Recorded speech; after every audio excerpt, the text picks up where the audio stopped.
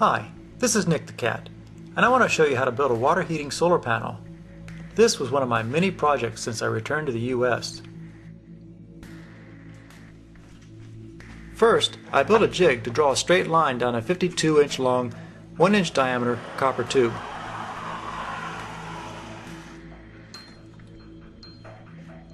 This tube will be a header for a solar panel.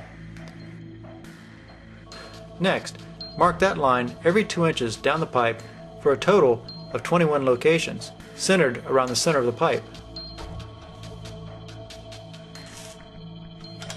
Line up all of your headers and mark all the other pipes identically.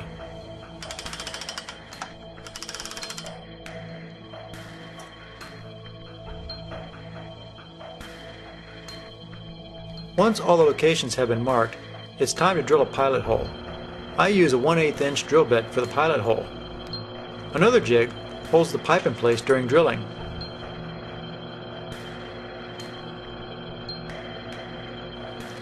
Drill the pilot hole as close to the X as possible in the 21 locations.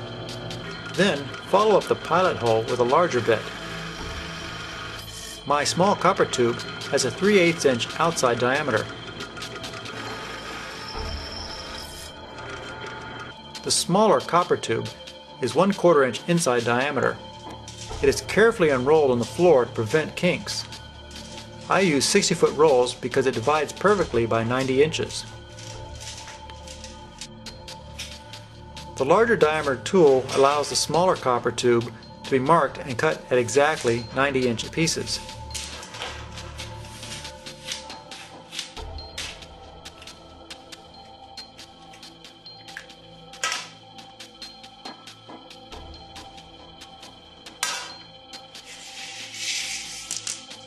The copper pieces still have bows in them. Carefully bend the copper tube as straight as possible. I have found that smacking against a flat surface does a nice job.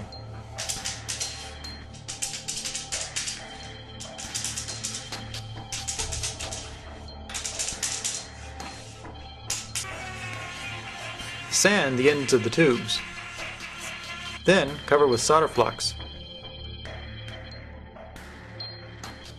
The fun part is trying to shove each of the small copper tubes into the header pipe. The prior tubes often want to fall back out. Take a look down the copper pipe and verify all the tubes go in far enough, but not too far. If they go in too far, they won't reach the other header. Solder the copper tubes into the header. Be sure the header is hot enough or you won't get a good solder joint.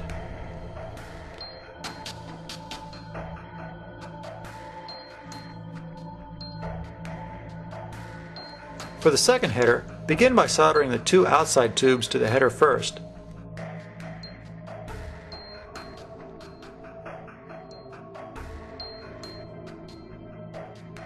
After they've cooled, then shove the rest of the pipes in place. And then, of course, solder them.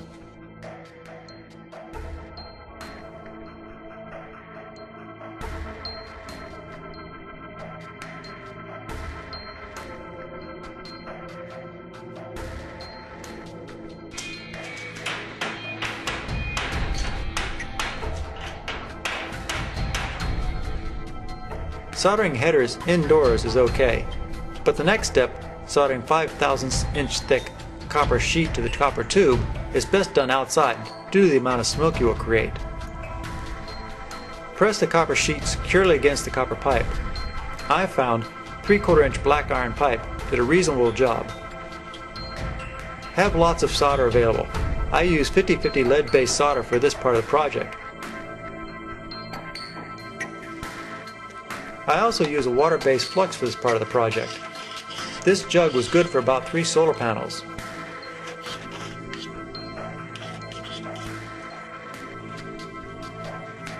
At this point, you can straighten the copper tubes that are wedged between the black iron pipes.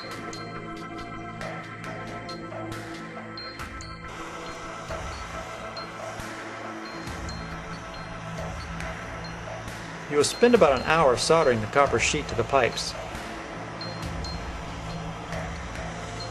The soldering process causes the copper to ripple. This is fine.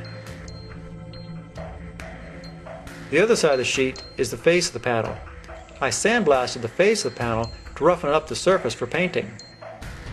I used Rust-Oleum high temperature paint without a primer and sprayed the face of these panels.